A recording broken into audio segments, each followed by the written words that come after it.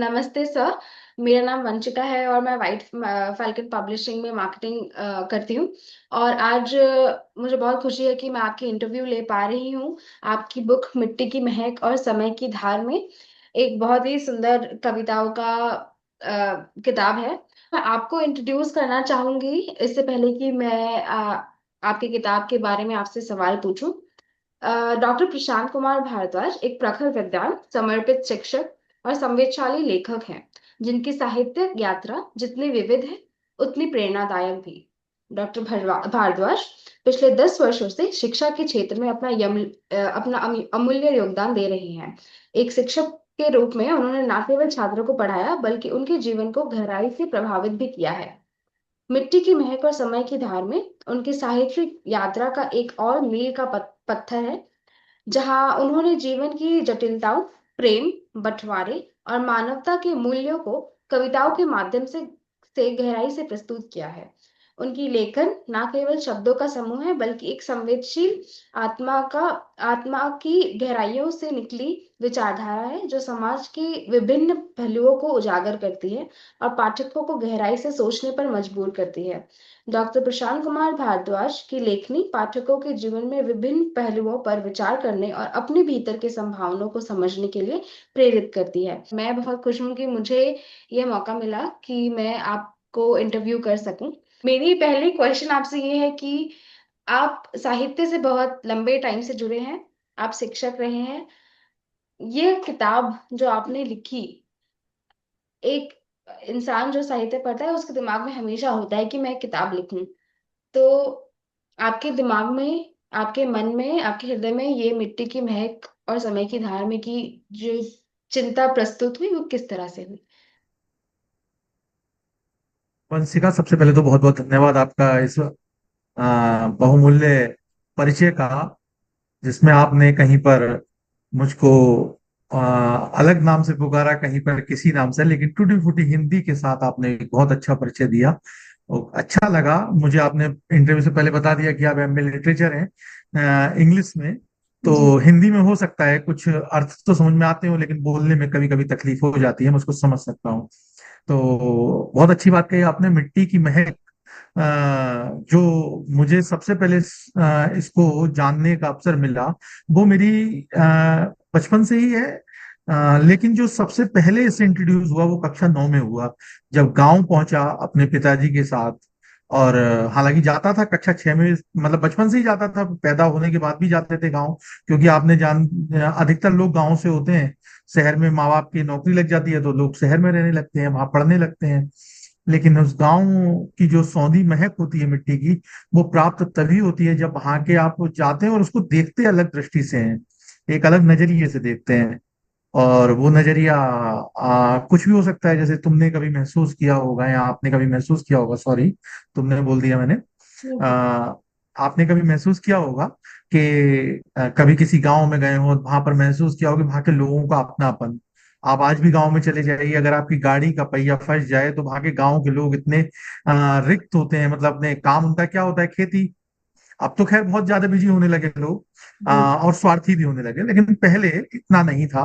पहले के लोग जो होते थे वो आपके, अगर आपने उनसे पता पूछ लिया तो वो आपकी गाड़ी में बैठकर आपको वहां उस घर तक पहुंचा के आएंगे, और शायद हो सकता है वो आपके साथ एक कप चाय भी वहां पर पी आए। तो ये जो होती थी अपनापन की, जो मिट्टी की महक होती थी, वो प्राप्त होती थी गाँव में। तो वो महक अब नहीं देखने को मिलती, तो मैंने वही लिखा, मिट्टी की महक और समय की धार। समय की धार में वो मिट्टी की महक हमसे छूटती जा रही है। तो इस कविताओं का पूरा एक समूह है, जिसमें मैंने अपने दादा के साथ बिताए हुए पलों को लिखा, अपनी दादी की उन रोटियों को लिखा, अपने लोगों को लिखा, रिटायरमेंट के बारे में लिखा कि लोग जब मुक्त हो जाएंगे इन सांसारिक मोह माया से तब क्या पाएंगे। तो ये किताब काव्य का संकलन ना होकर एक दर्शन का भी संकलन बन जाता है, अगर कोई इसे ध्यान से पढ़े तो। जी। हालांकि मैं कहीं कहीं कुछ पदों में अपनी बात को शायद कह पाने में, जैसे आप अभी कह पाने में असंभव हुई, क्योंकि ये मेरी पहली काव्य पुस्तक थी। इससे पहले उपन्यास चूंकि मैं लिखा है, चौथा बेटा। तो कहीं ना कहीं कुछ चीजें रह जाती हैं, जैसे कि अभी पीछे के मैंने कुछ लोगों को किताबें दी तो उन्होंने बड़ी तारीफ की। इसी से जुड़ा हमारा एक दूसरा प्रश्न है कि मिट्टी की महक और समय की धार में, मुझे सही वर्ड नहीं पता है, ऑक्सीमोरन का हिंदी में क्या होता है। पर जो मिट्टी की हाँ लहर है और जो समय की धार है, बहुत ऑपोजिट है, पर वो आप उनको एक साथ लेके चलते हैं। मैं चलिए आपका डाउट के माध्यम से और भी दर्शकों का डाउट क्लियर कर देता हूँ। मिट्टी की महक का मतलब है जो हमारी जमीन से जुड़ी हुई चीजें, उनसे जो एक लगाव होता है, वो समय की धार के साथ साथ छूटता जा रहा है। मतलब आप चेंज देखिए कितना परिवर्तन हो रहा है। हम्म। लोग इस समय जल्दबाजी में हैं, लोग सुबह से लेकर शाम तक दौड़ते हैं, बस केवल दौड़ते हैं। लोग अपने माता पिता परिवार से बात करने की फुर्सत नहीं मिल पाती, समय नहीं मिल पाता, और फिर एक दिन होता है सब छूट जाता है हाथ से, और फिर बाद में क्या कहते हैं कि अरे हमको समय नहीं मिला, जबकि समय बहुत था। उस समय को हमें खुद निकालना पड़ेगा। और वो समय कब निकलेगा? जब हम प्रोफेशनल तो जुड़ेंगे जुड़ेंगे, लेकिन अपने लोगों से भी जुड़ेंगे। जैसे आज केंद्र सरकार की मैं तारीफ करना चाहूंगा। केंद्र सरकार ने एक जियो निकाला है कि 30 दिन, एक साल में 30 दिन की अवकाश का प्रावधान जोड़ने जा रही है गवर्नमेंट सरकारी सेवकों के लिए। केंद्र सरकार ने ऐसा पहल की है, जिसके लिए मैं धन्यवाद देना चाहूंगा कि वो अपने पूर्वजों से मिलने के लिए, अर्थात अपने माता पिता की सेवा, जो बुजुर्ग हो जाते हैं, हम नौकरी तो कर रहे हैं, नौकरी में उनके लिए समय कैसे निकालेंगे? तो नौकरी में भी 1 महीने की कम से कम अवकाश का एक प्रावधान होना चाहिए, ताकि वो अपने बुजुर्गों के साथ बैठकर थोड़ी देर बात कर सकें। जैसे लॉकडाउन में समय मिला था ना जी। लोगों को अपने लोगों के साथ बैठने का, तो कुछ समय उन्हें देना चाहिए। हालांकि उसमें कुछ, देखिए जब बर्तन होते हैं तो आपस में खटकते हैं, विचार भी हो सकते हैं। हो सकता है कुछ विचार हमारे प्रतिद्वंद हो, लेकिन सुनना चाहिए कभी कभी बुजुर्गों की बातें भी। मिट्टी की महक का मतलब यही है, जमीन से जुड़ी है, लेकिन ये समय की धार के साथ साथ चेंज होता जा रहा है। तो मैंने दोनों विपरीत शब्दों को मिलाकर एक काव्य पुस्तक लिखने का प्रयास किया। अभी आपने मेंशन किया कि आपने इस पुस्तक में अपने दादाजी, दादी, कई सारे ऐसे किस्सों के बारे में बात की है, आपके गांव में रहने के बारे में, है ना, कविताओं के जरिए कभी। बंटवारे के बारे में बात की, हाँ। बंटवारे के बारे में बात की, जी। छप्परों के बारे में बात की। छप्पर उठते थे तो लोग आते थे, जुड़ते थे, रोटियां बन जाती थी, केवल रोटियों पे छप्पर उठ जाया करता था। मतलब लोग, बड़ा मजा आता था, वो जमाने अलग थे। सही बात है। तो आपने अभी ये भी मेंशन किया कि ये जो कोविड का टाइम था, हम इस समय बहुत अपने फैमिली से जुड़े थे, वो अच्छा समय नहीं था, पर हमें उस अच्छा समय नहीं था। बुरे समय ने एक अच्छी चीज दी कि हम अपने परिवार से बहुत क्लोज रह पाए। हम, हमारे पापा ने वो काम किया जो वो कभी नहीं करते, शायद खाना नहीं बनाते, पर क्या किसी भी तरह से वो एक समय आपको थोड़ा इंस्पायर किया हो इस चीज को एस्टैब्लिश करने में कि आप ये किताब लिखना चाहिए, और हम अपने परिवार से, हम अपने मिट्टी से दूर हो रहे हैं? बिल्कुल वंशिका, मैंने जब लॉकडाउन लगा तो मेरी पत्नी की प्रेरणा से, मेरी वाइफ है श्रुति कश्यप, डॉक्टर श्रुति कश्यप है, तो उन्होंने मुझे कहा कि एक यूट्यूब चैनल आपको बनाना चाहिए, जो नॉलेज है उसको एक यूट्यूब चैनल के माध्यम से मतलब लोगों तक। तो सबसे पहला मेरा वीडियो भी उन्होंने ही बनाया, सामने खड़े होकर। लेकिन वो शुरुआत थी, तो शुरू में अच्छे वीडियो नहीं बने, लेकिन धीरे धीरे धीरे धीरे आज पी बाइम स्टोरी में 22,900 सब्सक्राइबर है। तो कुल मिला के एक अच्छा अचीवमेंट है। लोग कम से कम जुड़े, लोगों ने देखना प्रारंभ किया, और फिर उसी क्रम में मैंने लिखना चालू किया। मेरे दादाजी हालांकि कोविड में चले गए, मुझे बड़ा दुख होता है आज भी उनको याद करके, क्योंकि एक बड़ा ही जिसे कहते हैं ना बीभत्स समय था वो, कि लोग अपने थे, तब भी लोगों को अपनों से थोड़ा अलग कर दिया गया। कि जुकाम हो जाता था तो हाँ कोविड हो गया, ये चीजें एक मन में डर सा रहता था। जिन लोगों को कोविड हुआ वो सब जानते हैं कि कैसे क्या रहा। तो चीजें हैं जो नहीं ऐसे होनी चाहिए थी, लेकिन अब कुछ अच्छा ये हुआ कि जैसे आप बता रही थी कि आपके पिताजी ने खाना बनाना बनाया, और आपने सिलाई कढ़ाई और बुनाई सीखी, तो ये सब चीजें जो आपको एक अवसर दिया अपने अपनों से बैठ के बात करने का। हालांकि आप सिलाई सीखी हो या ना सीखी हो वो मायने नहीं रखता, लेकिन अपने से जो बात की, उनके साथ जो समय बिताया, वो बहुत मायने रखता है। बिल्कुल बिल्कुल। तो बस यही मैं कहना चाहूंगा कि जो अपने लोग हैं वो अपने होते हैं। हम्म। आज नहीं तो कल आपको जब भी मुसीबत होगी, देखिए आपको सुख है, आप भले ही उन्हें मत पूछिए लेकिन अगर आपको तकलीफ होगी तो जो लोग आपके साथ खड़े हैं ना, वो आपके अपने हैं, आप पता लगा लीजिएगा, चाहे वो जी। बाहर का भी सही कोई। आपने जो टाइटल है उसको ब्रेक डाउन तो कर दिया कि क्या मतलब है, पर आपने यही टाइटल क्यों चुना अपनी किताब जब उस समय की हम बात करते हैं, तो एक अपनापन जो था उसको मैं इसी टाइटल से मतलब दिखा सकता था या दर्शा सकता था। और दूसरा वो परिवर्तन जो समय के साथ हुआ, मतलब मिट्टी की महक का परिवर्तन जो समय के साथ हुआ, उसको इसी टाइटल से दिखाया जा सकता था। तो इसलिए मुझे ये टाइटल सबसे उपयुक्त लगा। सबसे पहले मैंने कुछ और भी टाइटल सोचे थे, लेकिन उन टाइटलों पर मुझे सबसे ज्यादा जो दिमाग मेरा आके स्थिर हुआ वो यही टाइटल लगा। मैंने दो तीन लोगों से टाइटल के बारे में पूछा भी कि क्या रखा जाए। हालांकि उन्होंने कुछ और भी टाइटल सुझाए, लेकिन सबसे लास्ट में जो मन, एक कहता है ना कि मन जहां पर आकर ठहर जाए तो फिर उससे आगे नहीं बढ़ना चाहिए। जी। तो यहाँ तो पर आकर मेरा मन ठहर गया और मैंने इसे टाइटल चूज कर लिया। कि आपने भाषा को बहुत सरल रखने की कोशिश की है, जो साहित्य में इम्पोर्टेंट भी है। पर जब हम साहित्य साहित्य की तरह से देखते हैं तो शायद हम लिटरेचर को आगे बढ़ाने की तरह से भी देखते हैं। तो आप क्या, आपका ये कॉन्शियस डिसीजन था कि आपको ऐसी इजी लैंग्वेज में लिखना है? क्या आपका ऑडियंस टारगेट इस तरह का था? क्या आप उसके बारे में बताएंगे? दरअसल क्या है, मैंने ऑडियंस के बारे में कभी सोचा ही नहीं कि ये कौन ऑडियंस मेरे साथ जुड़ेगी, कौन लोग मेरे साथ जुड़ेंगे। मैंने तो बस केवल अपनी एक बात थी, उसको मैं लोगों तक पहुंचाना चाहता था, इसलिए लिखा। और व्हाइट फॉल्कन पब्लिकेशन ने उसको पब्लिश कर कर लोगों तक पहुंचाने का प्रयास किया। उसके लिए बहुत बहुत आभार उन लोगों का भी। लेकिन मैंने कभी नहीं सोचा, जैसे कि मेरी एक एक किताब है, एकादशी व्रत कथा। मुझे पहली बार जानने का अवसर मिला जब मेरे दादाजी की डेथ हुई, और उनकी जब 13वीं हो रही थी तो उन्होंने कहा कि इस एकादशी के व्रत को कौन कौन करेगा। तब मैंने तब से मैं जाना कि हाँ, एकादशी व्रत होता है, जबकि ब्राह्मण परिवार में जन्म लिया, लेकिन नहीं जान पाया। लेकिन उस दिन मैं जाना कि एकादशी व्रत होता है, भगवान विष्णु जी के लिए रखा जाता है। और रखना चाहिए, हर व्यक्ति को रखना चाहिए, क्योंकि उससे अपना भी एक सुधार आता है। क्योंकि जब आप व्रत रखेंगे तो कहीं ना कहीं अच्छी मानसिकता रखेंगे। इस प्रकार की अवधारणा को लेते हुए मैंने उसको रखा, और फिर जाना, और फिर उसके ऊपर एक किताब भी लिखी जिसकी 358 प्रतियां अपने आप सेल हो गई। और मुझे कोई ऐसा प्रयास नहीं किया अपने पास से कि मुझे उसे सेल करना है। बस केवल एक था कि हाँ, लोगों तक पहुंचाना है। उसी प्रकार से मिट्टी की महक समय की धार में भी अपने आप में अमेजोन में बेस्ट सेलर का खिताब ले चुकी है।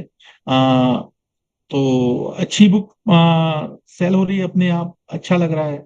और प्रयास करते रहेंगे। नई किताब लिख रहा हूँ जिस पर इस समय काम चल रहा है, अनकही कमाई, अदृश्य कमाई अनकही करके एक पुस्तक है, महिलाओं के ऊपर लिखी है, जो घरेलू महिलाएं होती हैं, उनके बारे में लिखी है कि उनके श्रम को हम लोग उतनी तवज्जो नहीं देते। इकोनॉमिक स्पेस है, अर्थशास्त्र मेरा चूंकि विषय है, उसी से रिलेटेड है, और मेरा रिसर्च का सब्जेक्ट भी यही था।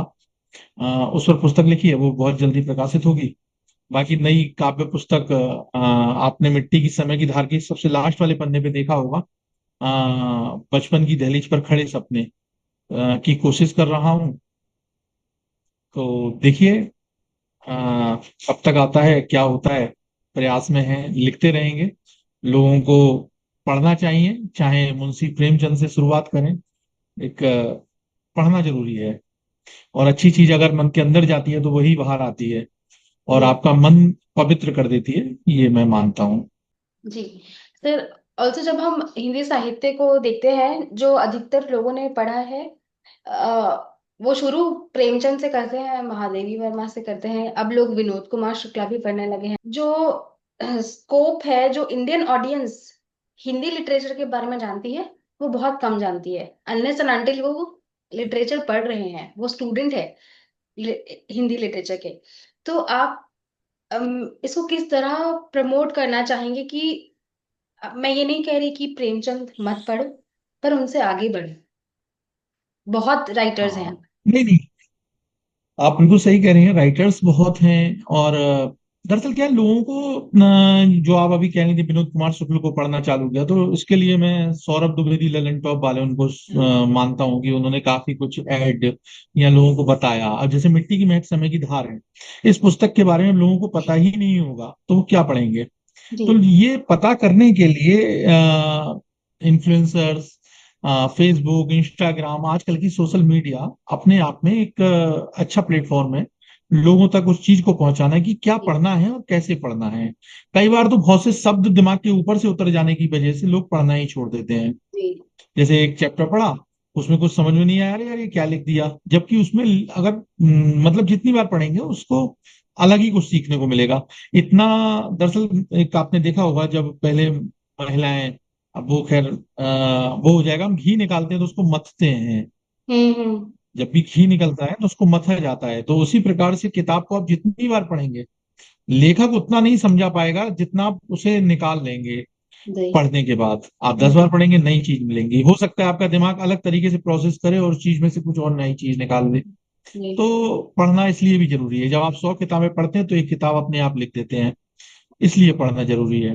जी। तो सर आप शिक्षक रहे हैं, आपने हिंदी साहित्य जी। पढ़ी है, आपने इस सब्जेक्ट पर जोर डाला है। हाँ। तो क्या आपको हमेशा से मन था एक किताब लिखने का, या ये रिसेंटली उजागर हुआ है? नहीं, कम से कम मैं दरअसल कक्षा 9 से लिख रहा हूँ। कक्षा 9 से कभी निबंध लिखता था, कभी कुछ लिखता था, और वो लगातार धीरे धीरे चीजें हुई। फिर मैं यूपीएससी की तैयारी के लिए गया, दिल्ली में रहा। तो वहां पर भी कुछ ना कुछ मैं लिखता रहता था। तो कई टाइम का संकलन चीजें रखी हुई एक जगह संभाल के रखता रहा। बहुत सी रचनाएं मेरी खो भी गई होंगी। रजिस्टर जैसे मान लीजिए घर में कभी पुरानी किताबें आई, मम्मी ने उसे उसके साथ में कबाड़ी को दे दिया, तो वो किताबें कुछ चली भी गई होंगी।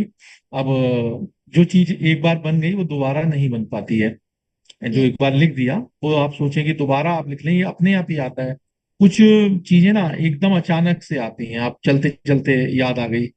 कभी आप खुद भी सोचते होगे अपनी कभी हर एक व्यक्ति के हाथ में कलम दे दो और उसे कहो जो मन में आ रहा है वो लिखे, तो कुछ ना कुछ ऐसा लिख जाएगा कि वो सोच भी नहीं सकता कि मैं ऐसा कुछ लिख सकता हूँ। अ, तो ये सब चीजें अचानक होती हैं। और बचपन से मन था, 9th क्लास से तो मन था ही, धीरे धीरे धीरे धीरे।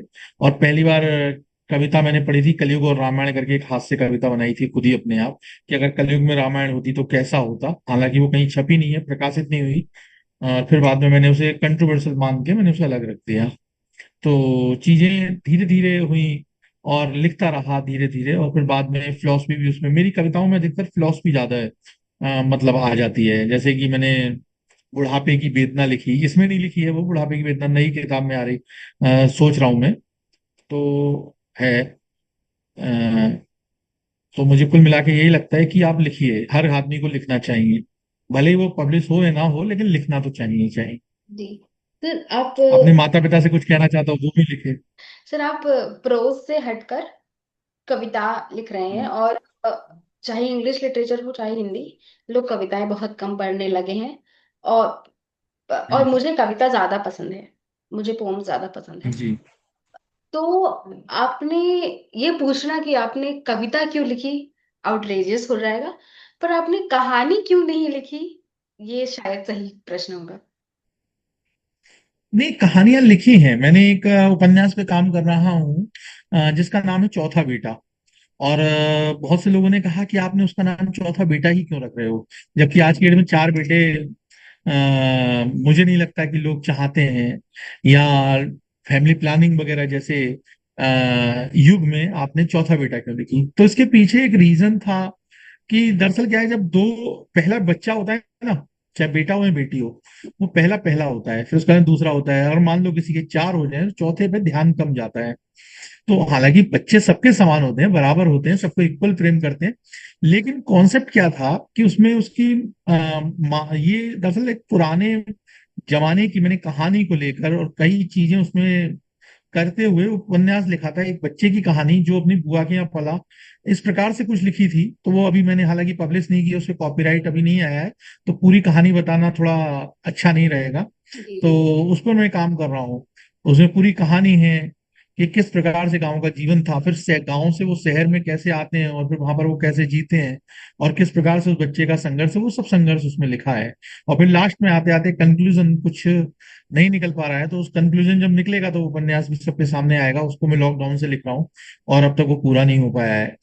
अब देखिए वो पूरा होता है नहीं होता। लेकिन गद्य भी लिखा मैंने, लेकिन गद्य उतनी बात लंबी खींच देता है जितनी पोइट्री कम शब्दों में ज्यादा बात कह जाती है। तो इसलिए मुझे काव्य ज्यादा अच्छा लगता है गद्य के मुकाबले, क्योंकि मैं आपको इतनी लंबी कहानी सुना रहा हूं। अगर पोइट्री में कहूँ तो केवल 2 लाइन में आपसे कहा जा सकता है, जी, नहीं, जबकि ठीक है। गद्य में पूरा एक हाँ अच्छे लिखना पड़ेगा।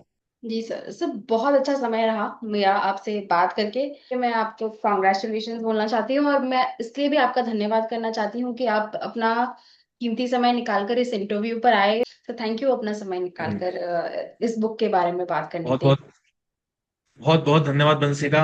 आपसे बात करके भी अच्छा लगा। और आपने लोगों को मतलब मैंने तो जोड़ा ही जोड़ा, लेकिन आपने भी बहुत कुछ कह दिया इस इंटरव्यू के माध्यम से। लोग आपको सुनेंगे तो जानेंगे कि आपने क्या क्या कहा, और वो चीजें सब पॉजिटिव वे में जाएंगी।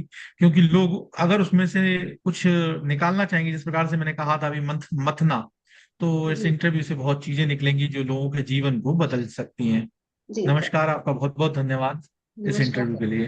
एंड जो भी ये इंटरव्यू देख रहा है, अगर आपने ये किताब नहीं खरीदी है, नहीं पढ़ी है, तो प्लीज ले। आप मिट्टी की महक और समय की धार में जल्द से जल्द ले और पढ़े, और हमें सर को बताए कि आपको कैसा लगा। Thank you so much sir. बिल्कुल।